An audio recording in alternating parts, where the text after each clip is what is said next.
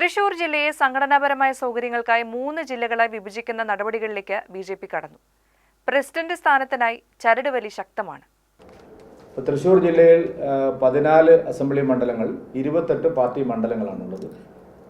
13 assembly മണ്ഡലങ്ങളും 26 party മണ്ഡലങ്ങളാണുള്ളത്.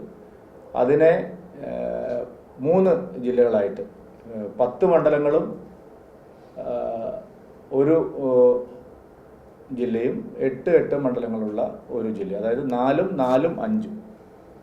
Thrissur city, Thrissur north, Thrissur south എന്നിങ്ങനെ 3 ജില്ലകളാണ് രൂപീകരിക്കുന്നത്. തൃശൂർ സിറ്റിയിൽ മണലൂർ, നാട്ടിക, ഒല്ലൂർ, തൃശൂർ പുതുക്കാട് മണ്ഡലങ്ങളും, തൃശൂർ നോർത്തിൽ കുന്നംകുളം, ഗുരുവായൂർ, ചേലക്കര, വടക്കാഞ്ചേരി മണ്ഡലങ്ങളും, തൃശൂർ സൗത്തിൽ കയ്പമംഗലം, ഇരിഞ്ഞാലക്കുട, ചാലക്കുടി, കൊടുങ്ങല്ലൂർ മണ്ഡലങ്ങളുമാണ് ഉണ്ടാവുക.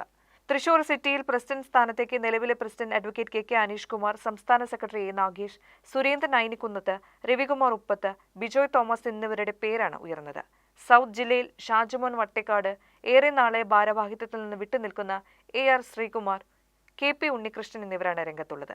നോർത്തിൽ അനീഷ് ഇയാൽ, നിവേദിത സുബ്രഹ്മണ്യൻ, IN രാജേഷ്, ജില്ലാ ട്രഷറർ അനീഷ് മാസ്റ്റർ എന്നിവരുടെ പേരും ഉയരുന്നുണ്ട്.